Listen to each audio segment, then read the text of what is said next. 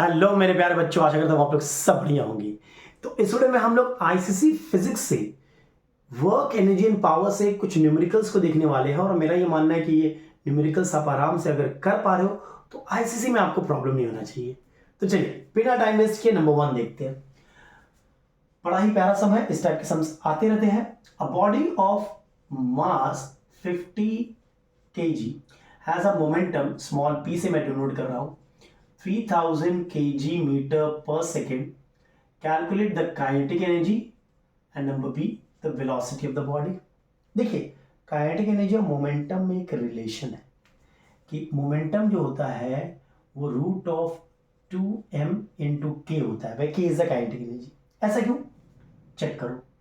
Kinetic energy होता है half M we square, momentum होता है मास इंटू वेलोसिटी। तो वी स्क्वायर क्या होगा?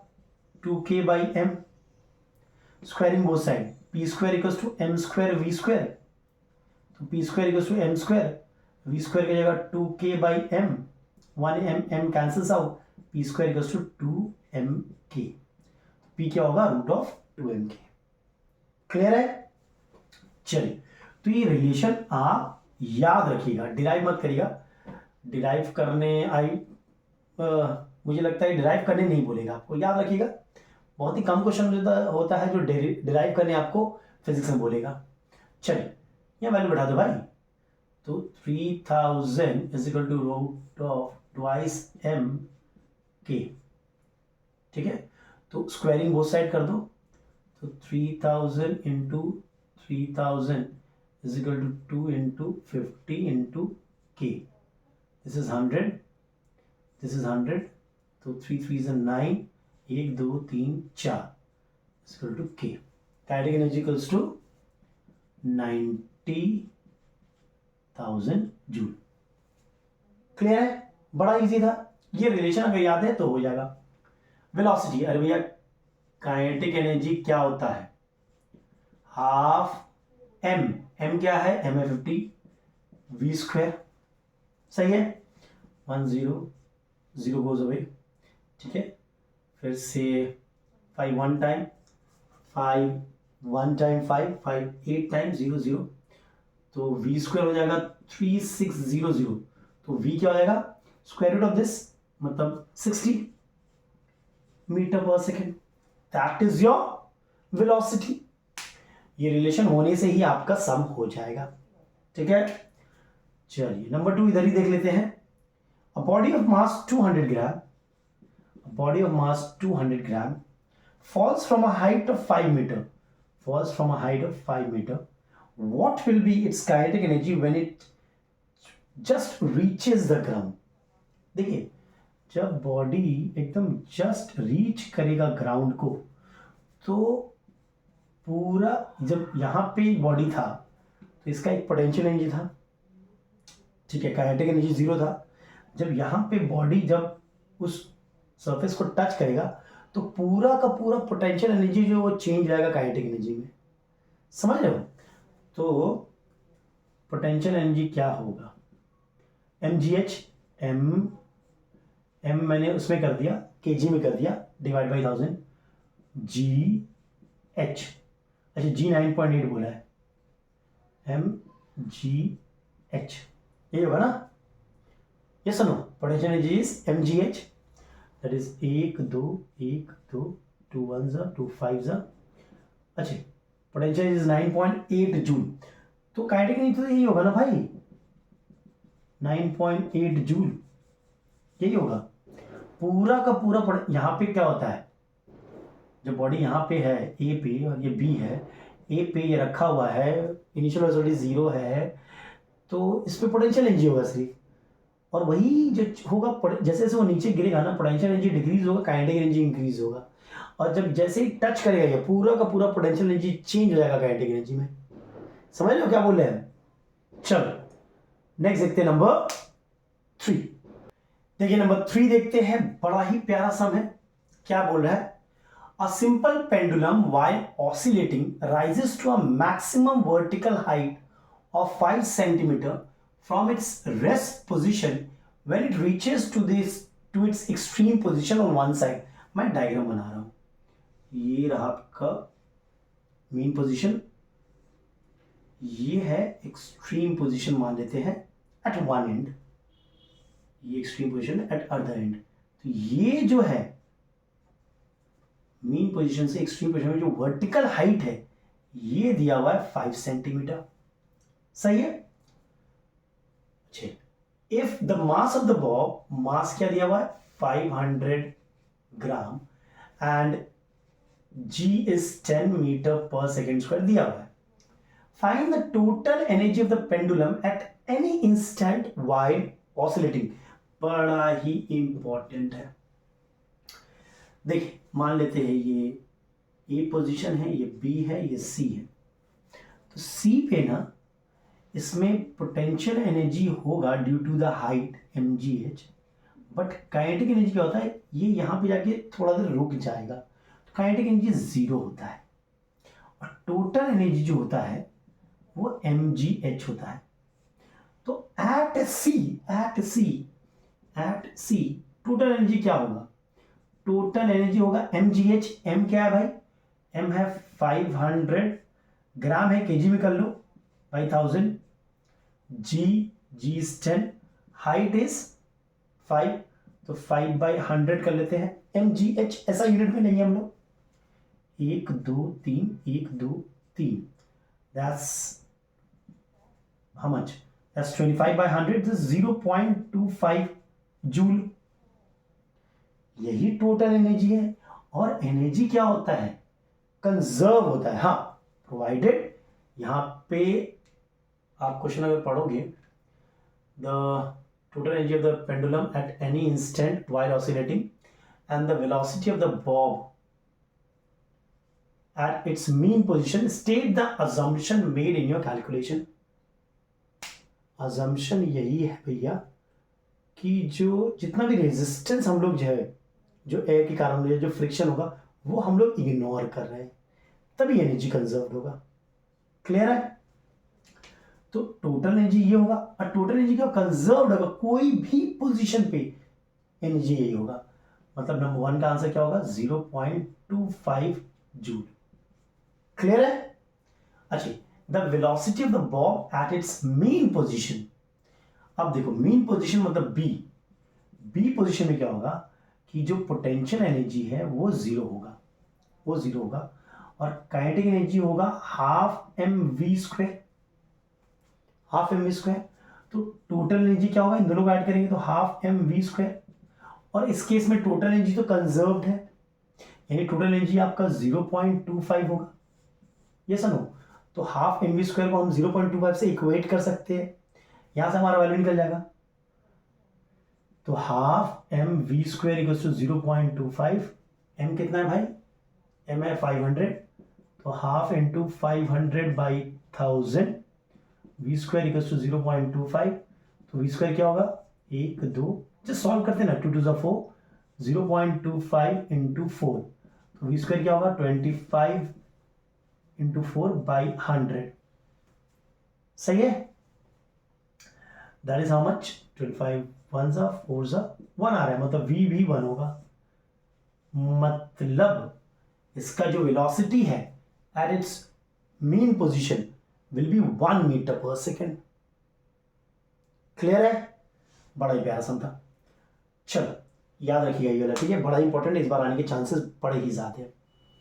नंबर 4 देख लेते हैं अब, आई होप ये क्लियर हो गया होगा। Number 4, a moving body weighing, उसका वेट दिया हुआ है आपको 400 Newton, possesses this much of 500 joule of kinetic energy. Calculate the velocity. बड़ा इजी भाई, काइनेटिक एनर्जी क्या होता है, हाफ एम वी स्क्वायर, और ये 500 के बराबर है। यहां से हमें मास मिल जाएगा, बिकॉज वेट क्या होता है, मास इंटू जी बोल दिया 10 लेने के लिए, तो m इंटू 10 इक्वल्स टू 400, मतलब मास कितना है 40 kg है। बैठा दो इधर, half into 40 v square equals to 500। इसको सॉल्व कर लेते हैं भाई, 0 0, तो वी स्क्वायर आ रहा है 25, तो वी कितना होगा 5 मीटर पर सेकेंड, यही वेलोसिटी होगा। ये बड़ा इजी था, ठीक है। चलो नंबर 5 देखते हैं। चलिए नंबर 5 देख लेते हैं, बड़ा ही प्यारा समय। A block A weighing 100 Newton is pulled up a slope of length 5 meter by means of a constant force 100 Newton as shown। Diagram देख सकते हैं आप। नंबर ए क्या बोला है, what is the work done by the force in moving the block A 5 meter along the slope। तो work done क्या होगा, F इंटू एस होगा ना। फोर्स मतलब वेट, फोर्स मतलब 100, ठीक है, एंड डिस्प्लेसमेंट कितना है 5, that is how much 500 joule. This much of work is done by the force F in moving the block A 5 meter along the slope, ये होगा। क्लियर है। चलो नंबर बी क्या बोला है, what is the increase in potential energy of block ए। देखो यहां पे उसका पोटेंशियल एनर्जी 0 था, मानना पड़ेगा। यहां पे पोटेंशियल एनर्जी क्या होगा mgh, है कि नहीं, जो कि होगा mg मतलब वेट हम लोग का 100 और h कितना है 3, मतलब 300। यहां 0 यहां 300, तो इंक्रीज कितना हुआ है, इंक्रीज इन पोटेंशियल एनर्जी क्या होगा भाई 300 जूल होगा ना। यहां पर पोटेंशियल क्या होगा mgh, mg मतलब वेट होता है ना, तो वेट तो 100 न्यूटन दिया हुआ है, और h तो 3 है, 5 मत ले लेना, ठीक है। चलो नंबर सी देखते हैं। Account for the difference in the work done by the force and the increase in potential energy of the block। There's a difference। difference कितना है भाई, दोनों में difference है, difference है 200 जूल। ऐसा क्यों, ये difference क्यों आ रहा है, because भैया there will be work done due to the friction against force of friction। एक फोर्स ऑफ फ्रिक्शन होगा ना जिसको रोकेगा, तो कुछ ना कुछ तो वर्क डन वहां पे करना पड़ेगा ना, जो हीट एनर्जी के फॉर्म में इवॉल्व होगा, समझ लो। तो इसको ऐसे लिख सकते हो, work done against force of friction, इसीलिए ये डिफरेंस आ रहा है, समझ में आया। चलिए ये तो बड़ा इजी था। नंबर 6 देखते हैं। A body of mass 5 kg is moving with a velocity 10 meter per second. What will be the ratio of its initial kinetic energy and final kinetic energy if the mass is double, mass को double कर दो and velocity को half कर दो। Data नहीं भी रहेगा तो आपका हो जाएगा। देखिए मैं क्या करता हूँ, इसको मैं थोड़ा रब कर दे रहा हूँ, ठीक है। डेटा नहीं दिया था, डेटा दिया हुआ तो बड़ा ईजी था, डेटा नहीं दिया था। दो केस है, फर्स्ट केस सेकेंड केस। मास मान लो m है इनिशियल में, द मास इज डबल, यहाँ पे 2m है। वेलोसिटी मान लो v है, यहाँ पे v/2 है।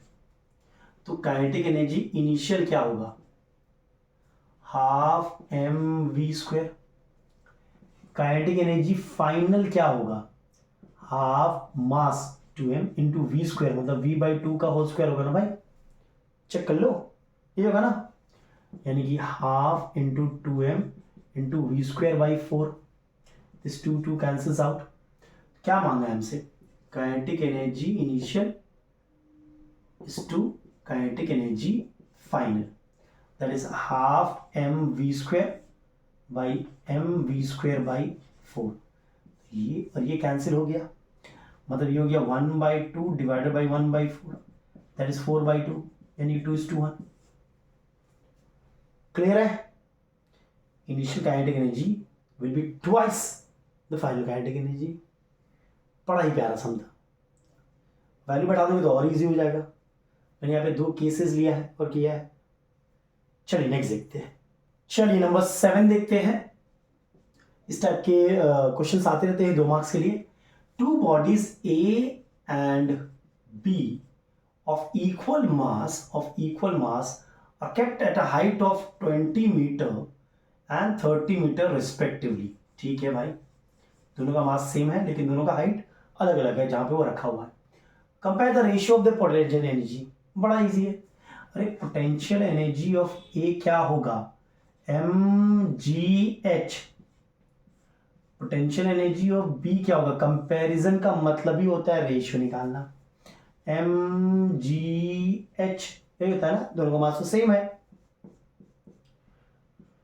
मतलब पोटेंशियल एनर्जी ई ए और by potential energy of B is to 3। ये है कंपैरिजन, ये सुनो। चलो ये तो बड़ा ही इजी था।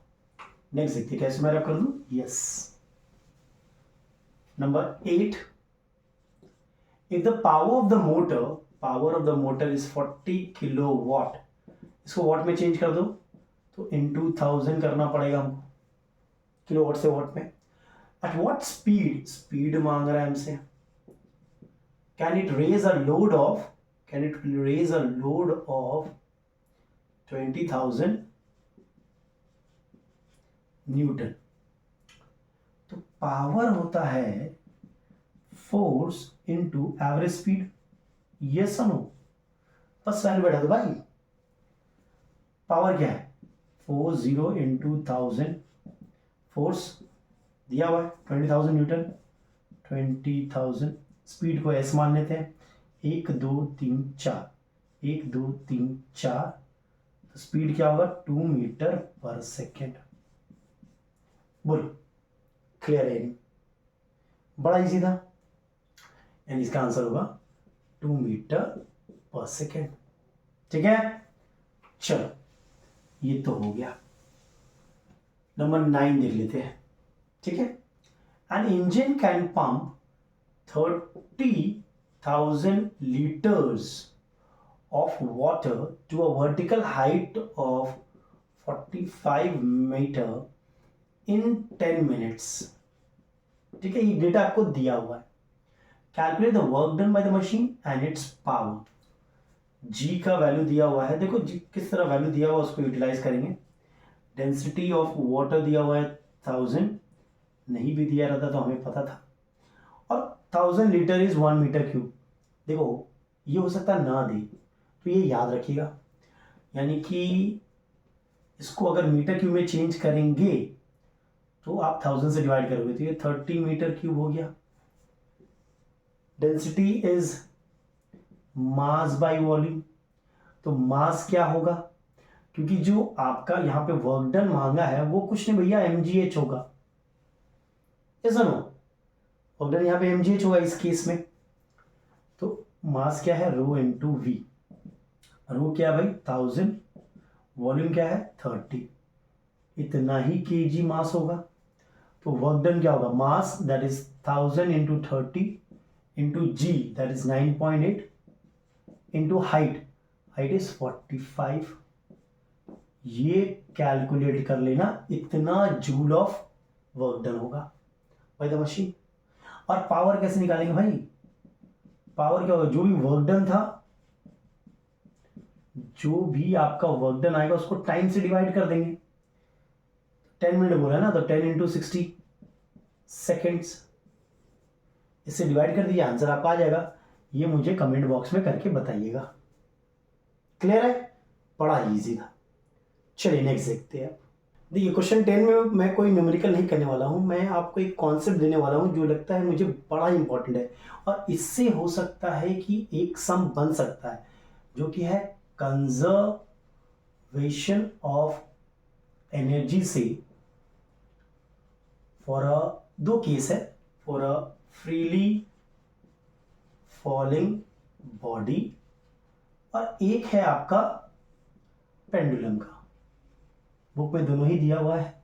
ठीक है, इन दोनों में से एक में मुझे लग रहा है इस बार कोई न्यूमेरिकल्स या थ्योरेटिकल क्वेश्चन तो आएंगे, तो ये मैं करा देता हूं आपको। ठीक है, देखिए मान लेते एक बॉडी गिर रहा है, पोजीशन ए पे है, ये डिस्टेंस x है, बॉडी आ गया बी पे, फिर गिरा, नीचे गिर रहा है, फिर सी पे आ गया जो कि जमीन को एकदम टच कर रहा है। ठीक है, ये पूरा मान लो हाइट h है, तो ये हो जाएगा h माइनस एक्स। बॉडी का मास m मान ले रहे हैं, मास क्या मान ले रहे हैं, m। देखिए एनर्जी कंजर्व होगा, ए बी सी तीनों जगह पे एनर्जी सेम आएगा। देखते हैं यहाँ पे वेलोसिटी 0 है एट ए, बी पे वेलोसिटी मान ले रहे हैं v1 और सी पे तो v मान ले रहे हैं। अब देखिएगा एट ए जब हम बोलते हैं तो पोटेंशियल एनर्जी तो mgh होगा, mgh आइडिया है। काइनेटिक एनर्जी 0 हो जाएगा बिकॉज कोई वेलोसिटी है नहीं वहीं पर, 0 है, तो टोटल एनर्जी क्या होगा, mgh। ठीक है, एट बी देखो, एट बी, ठीक है, एट बी पोटेंशियल एनर्जी क्या होगा, mgh minus x. Kinetic energy क्या होगा, काइनेटिक एनर्जी होगा half m v1 square, v1 है वेलोसिटी, v1 थोड़ा यहाँ निकाल लेते हैं, v1 square v square equals to u square plus 2g x। ये करना भाई, इनिशियल वेलोसिटी 0 है तो v1 स्क्वायर क्या होगा 2gx, यहाँ बैठा दो, तो काइनेटिक एनर्जी क्या होगा half m into 2gx, 2 cancel, मतलब काइनेटिक एनर्जी होगा mgx। अब अगर इन दोनों को जोड़ेंगे, पोटेंशियल एनर्जी को जोड़ेंगे, काइनेटिक एनर्जी को जोड़ेंगे, इसको ब्रैकेट खोलेंगे तो टोटल एनर्जी mgh आएगा। चेक कर लो, mgh माइनस mgx और ये प्लस mgx कैंसिल हो जाएगा। चलिए एट सी देखिए, तो पोटेंशियल एनर्जी तो 0 हो जाएगा, एकदम ग्राउंड पे है। v क्या होगा, v square equals to u square plus 2gh होगा ना, यानी कि v स्क्वायर क्या होगा 2gh। तो काइनेटिक एनर्जी क्या होगा हाफ m v स्क्वायर, यानी कि हाफ m v स्क्वायर की जगह 2gh बैठा सकते हैं mgh। तो टोटल एनर्जी क्या होगा भाई, mgh ही तो होगा, चेक कर लो। ये सुनो, इस पे एक सम या थ्योरेटिकल क्वेश्चन बन सकता है, याद रखिएगा एनर्जी कंजर्व होता है। Am I clear or not? और पेंडुलम का तो सिर्फ ये याद रखना, देखो ये आपका पेंडुलम है, ये इसका मेन पोजीशन है ए, ये आपका मान लो एक्सट्रीम पोजीशन है बी, फिर ऐसे जाएगा यहाँ पे, ठीक है, मान लेते हैं ये हाइट h है। तो एक्सट्रीम पोजीशन पे पोटेंशियल एनर्जी होता है mgh, काइनेटिक एनर्जी होता है 0, याद रखिएगा। ओके, मीन पोजीशन में काइनेटिक एनर्जी होता है लेकिन पोटेंशियल एनर्जी 0 होता है, और काइनेटिक एनर्जी का वैल्यू क्या होगा mgh के बराबर होगा, half mv square will be equal to mgh। Am I clear or not? और इस पोजीशन सी पोजीशन पे भी सेम ही लॉजिक है भाई, पोटेंशियल एनर्जी mgh होगा, काइनेटिक एनर्जी 0 होगा। तो ये आपको याद रखना है बिकॉज इस बेसिस पे आपका कोई न्यूमेरिकल या फिर कोई थ्योरी बेस्ड क्वेश्चन आ सकता है। चलिए इस वीडियो में यहीं तक रखते हैं। अगर वीडियो पसंद आया तो लाइक शेयर और सब्सक्राइब जरूर करें। Everybody take care and stay blessed.